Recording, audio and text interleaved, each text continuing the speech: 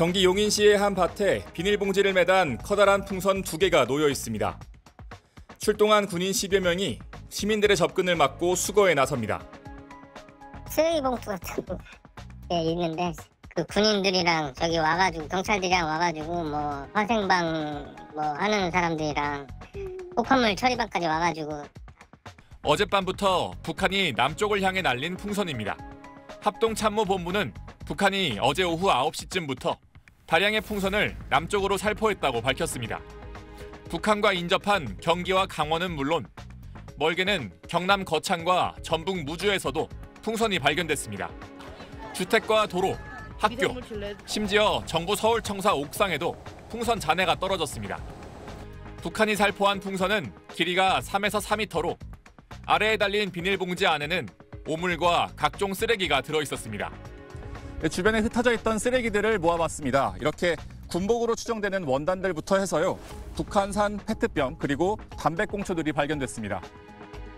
난리죠. 여기가 그냥 저 파편 좀 보세요. 저게 다 똥 오물이에요. 이게. 냄새가 우리 일반 이런 밭 거름하고는 차원이 틀려요. 그렇게 고약해요, 냄새가.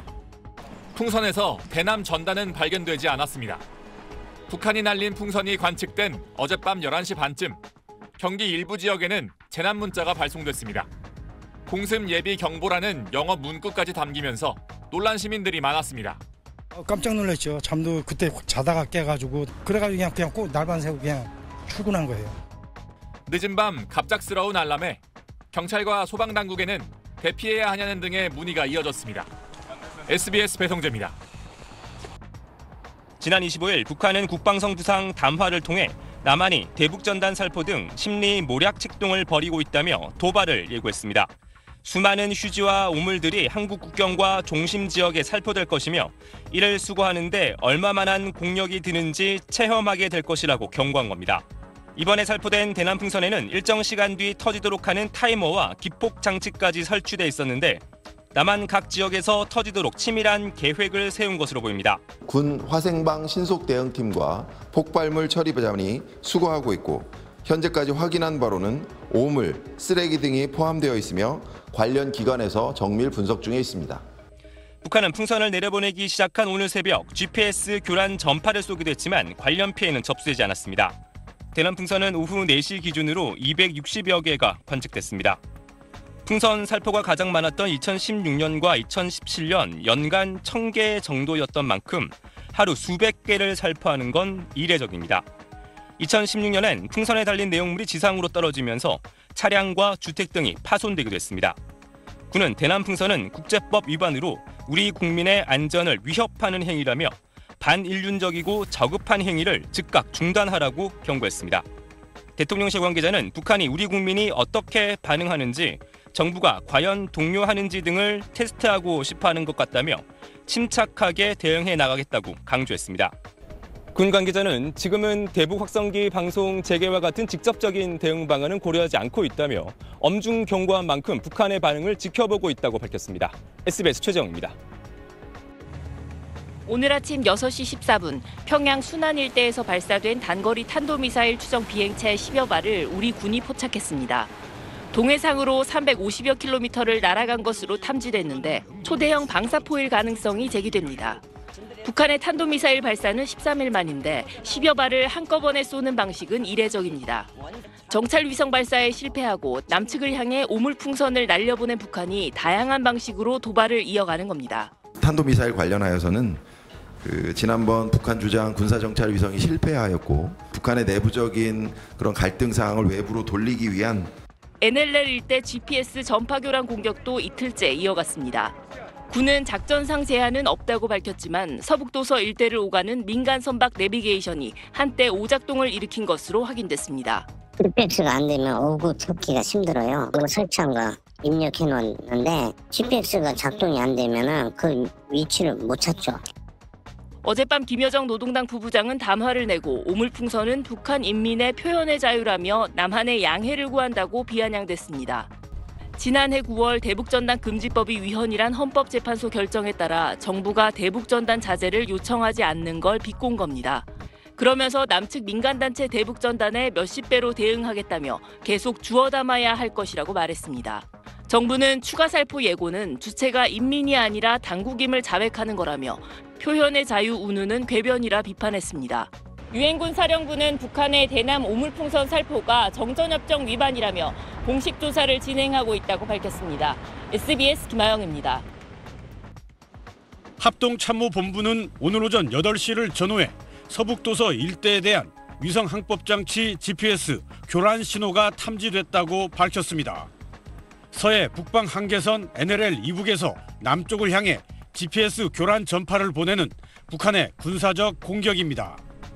군 관계자는 현재까지 GPS 교란으로 인한 군사작전 제한 사항은 없다고 말했습니다. 군은 GPS 교란에 대비한 장비를 갖췄기 때문에 작전에 이상이 없는 겁니다. 민간 선박은 북한 GPS 공격에 취약해 주의가 필요합니다. 어제와 그제 인천 해상을 오가는 일부 여객선과 어선의 내비게이션이 오작동을 반복했습니다. 북한은 어제 단거리 탄도미사일 발사를 초대형 방사포의 위력 시위 사격이라고 밝혔습니다. 김정은이 감시소에서 사격 명령을 내렸고 포병들은 365km 거리의 섬 목표를 명중 타격했다고 주장했습니다.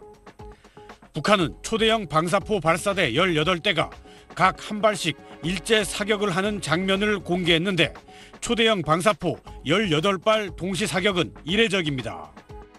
김정은은 사격 지도 현장에서 핵무력은 전쟁 억제와 전쟁 주도권 쟁취의 중대한 사명을 임의의 시각, 불의의 정황 하에서도 신속 정확히 수행할 수 있게 더욱 철저히 준비돼야 한다고 강조했습니다.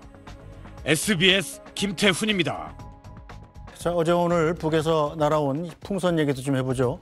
자, 풍선에 오물을 매달아서 남쪽으로 날린다는 거 어떻게 보면 좀 약간 좀 황당하기도 하고 웃기기도 한데 왜 이런 짓을 하는 거죠? 그만큼 뭐 가장 기본적인 것은 우리 그 한국에 있는 네. 국내의 북한 인권 관련된 단체들이 전단을 보내지 않습니까? 네. 풍선으로. 그 전단 자체가 북한의 입장에서는 그만큼 큰 부담이 된다라는 거죠. 많은 분들이 여전히 기억하시라고 생각합니다만 2020년 6월 달에 개성에 있었던 남북 공동 연락사무소를 굉장히 짧은 시간에 폭파하지 않았습니까? 네. 그때도 김여정이 직접 나와서 이것은 남측의 전단 때문이다라고 얘기를 했고 당시 문재인 정부가 거기에 대한 조치를 하겠다라고 문 전 대통령도 여러 차례 얘기를 했음에도 그걸 뭐 다 그렇게 폭발을 해버린 만큼 북한은 전단에 대해서 매우 민감하다. 전단에 담겨있는 내용 중에 북한이 가장 민감하게 생각한 것은 사실은 김정은과 그 김씨일가의 가계도입니다. 김정은의 같은 경우에는 그 김정일의 첫 번째 부인이 아니라 세 번째 부인의 그 차남이거든요. 네. 그것은 북한의 입장에서는 이른바 백두혈통의 장자의 정통성이 매우 중요한데 그거 자체가 부인되는 그런 거기 때문에 거기에 민감하게 반응을 할 수밖에 없는 것이고 네.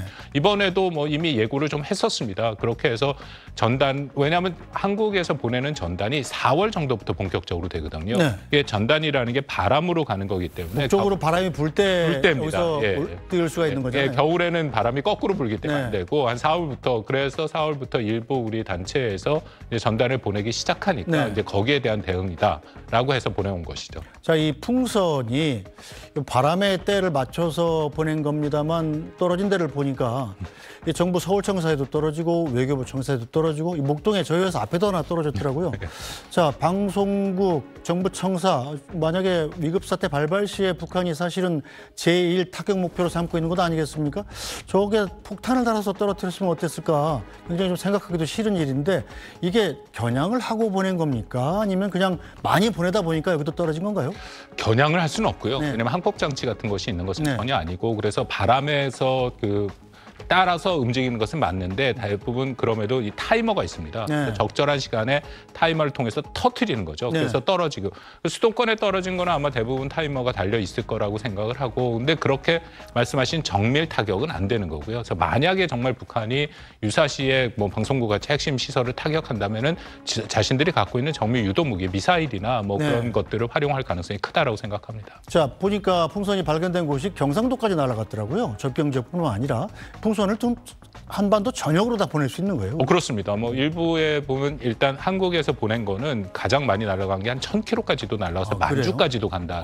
그래요? 그러니까 바람을 받고 가는 거고 이번에 풍선 그림에 나옵니다만 저게 라텍스라서 잘 찢어지지 않고 터지지 않는 형태거든요. 그 기억들 하시겠지만 그 중국의 풍선이 스파이 풍선이라고 부르는 정찰 풍선이 미국까지 가지 않았습니까? 물론 그런 있죠. 규모가 다르긴 합니다만 그 정도로 바람에 따라서 움직일 수 있으니까 상당히 멀리 날아갈 수 있다라는 것은 맞습니다. 어떻게 보면 저기다가 오물과 쓰레기 같은 것을 담아 보내는 게 정말 기상천외한 발상인데 이 군에서 이제 내용물을 소개해서 분석했을 텐데 어떤 것들이 또 나왔나요? 그 한 가지 이전 북한이 이거 처음은 아니고요. 2016년과 17년에도 연간 한 1000개씩 그렇게 보내긴 했었습니다. 그래요? 예, 그때 아마 보도됐는데 그때는 또 좀 무거운 이번에 중량이 한 10kg 정도인데 그때 무거운 게 떨어져서 우리의 뭐 차 위에 부서진 적이 있고 그런 그거는 매우 위험한 행동이었죠. 근데 그때랑 지금이랑 들어간 거의 가장 큰 차이는 일단 전단이 없습니다. 그러니까 북한도 나름대로 이 대남 선전을 위한 전단을 2016년, 17년에 넣었는데 이번에는 건 전단이 없이 정말 오물입니다. 뭐 분변을 비롯해서 뭐 신발이라든지 그런 그 쓰레기들을 다 집어넣어갖고 보낸 거거든요.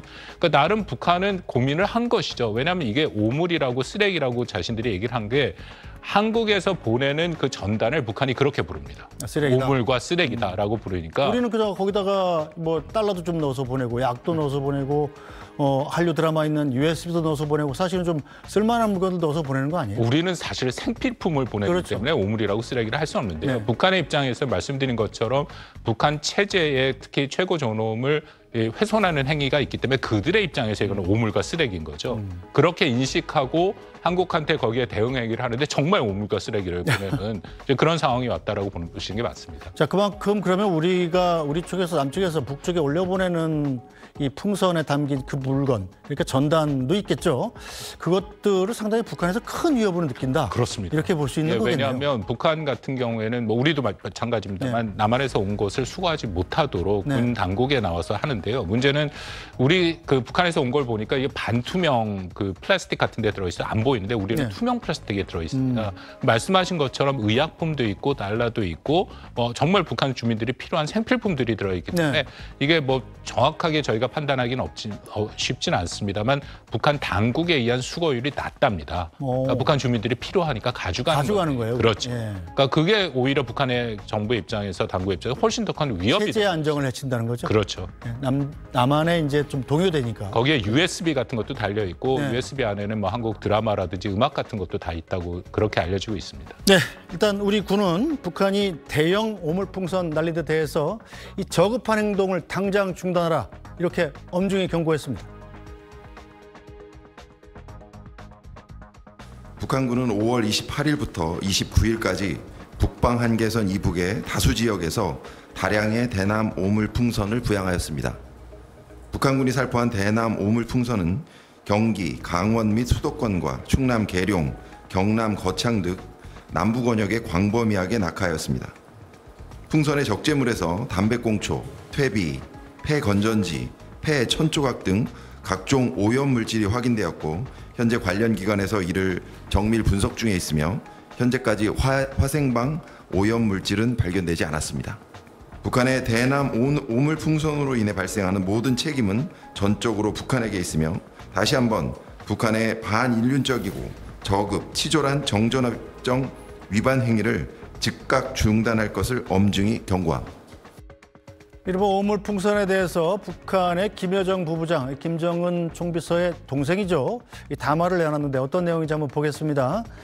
자, 풍선이 날아가는 방향에 따라서 표현의 자유와 국제법이 규정되나 자, 우리 인민의 표현의 자유다. 한국 국민의 알 권리를 보장하기 위해서 살포 제지에 한계가 있다. 대한민국 정부의 정중히 양해를 구하는 바다. 뭐 이런 얘기를 했습니다. 상당히 좀 비아냥거리는 표 아니겠습니까? 우리 정부가 이 단체들이 지금 북쪽에 전단을 날려보내는 거에 대해서 민간단체 활동이기 때문에 이 표현의 자유에 해당한다. 뭐 이런 걸 빗댄 거죠? 그렇습니다. 네. 가장 큰 차이가 지금 말씀하신 것처럼 우리는 정부가 이것을 보내는 것이 아니라 그렇죠. 그건 뭐 정부가 아닌 단체들이 보내는데 뭐 그 점단 금지법도 우리가 통과할 만큼 근데 우린 자유민주주의 국가니까 북한 주민들에게 필요한 정보를 주겠다라는 이제 그런 의미로 보내는 거기 때문에 이것을 사실상 막을 수는 없는 것이고요. 표현의 자유가 맞는 거고 북한의 입장에서는 이거 사실 정찰 총국이 총괄을 했을 겁니다. 그리고 말씀드린 방금 나온 것처럼 김여정 이건 분명히 부부장이란 직위를 갖고 있는 정부 당국, 북한의 핵심의 당국자죠. 당국자가 네. 그런 얘기를 했고 아까 말씀드린 국방성의 김부상 같은 경우에도 국방성 부상이거든요. 그 네. 사람이 이걸 보내겠다라고 얘기를 한 거기 때문에 이건 당연히 정부 주도고요. 글쎄 표현의 자유에 그렇게 오물까지 보내는 게 표현의 자유일까 저는 그렇지 않다라고는 생각합니다. 네, 참 어이가 없는데. 자, 그렇다면 이에 대해서 북한에 풍선을 보낸 우리 시민단체는 어떤 얘기를 하고 있을까요? 들어보겠습니다. 우리는 지난 기간, 이게 코로나 팬데믹 기간에는요, 이 대북 그 에드벌룬에 타이레놀 미국 교포분들 보내줘가지고 타이레놀도 500알짜리 8,000통에 보내고, 그다음에 뭐 비타민 C를 보내고 마스크도 14만 장씩이나 보내고, 우리는 의약품을 보내고 1달러짜리 돈을 보내고 사실과 진실을 보내고 북한 통보기 때문에 사랑을 보내줬는데. 여기다 대고 오물을 보낸다? 이거는 비인륜적인 만행이지요. 난 92년도에 북한에 있을 때 원산에서 대남 전단을 받아봤거든요. 근데 그 처리 장막으로 외부 세계로부터 정보가 맡은 북한 사람에게는 아주 그 엄청난 정보고 희한한 소식이지. 근데 어쨌든 북한은 지금 오물이 담긴 풍선, 매달린 풍선을 계속 보내겠다. 계속 주워 담아야 할 것이다. 뭐 이렇게 협박을 하고 있는데 자, 우리는 그럼 어떻게 대응을 해야 됩니까? 큰 틀에서 이게 크게 안보적인 위협이 있지는 않습니다. 네. 일부에서는 뭐 화생방을 또 무기를 집어넣으면 어떡하냐 했는데 이미 군에서 시뮬레이션을 돌려봤는데 풍선에서 고도가 높은 데서 터지는 것은 화생방의 의미가 없습니다. 그 실질에 피해를 줄 수가 없고 네. 다만 한국의 입장에서는 뭐 표현이 그렇습니다만 굉장히 좀 짜증나는 일이죠. 그렇죠. 이런 오물이 온다라는 것 자체는. 그렇지만 또 중요한 것은 이런 북한의 심리전에 말려 들어가면 안 되죠. 네. 그래서 오물 때문에 마치 이게 뭐 우리 정부가 뭘 잘못해서 북한이 그렇게 하는 것을 정부에 비난을 하거나 아니면 박상학 대표처럼 그런 또 전단을 보내는 그런 또 거기에 비난을 하는 건 바로 북한이 원하는 그런 부분이기 때문에 네. 거기에 대해서는 우리가 좀 더 국내에서 같이 의견을 모을 필요는 있다고 생각을 합니다. 알겠습니다. 오늘 말씀은 여기까지 듣겠습니다. 박원곤 이화여대 북한학과 교수였습니다. 잘 들었습니다.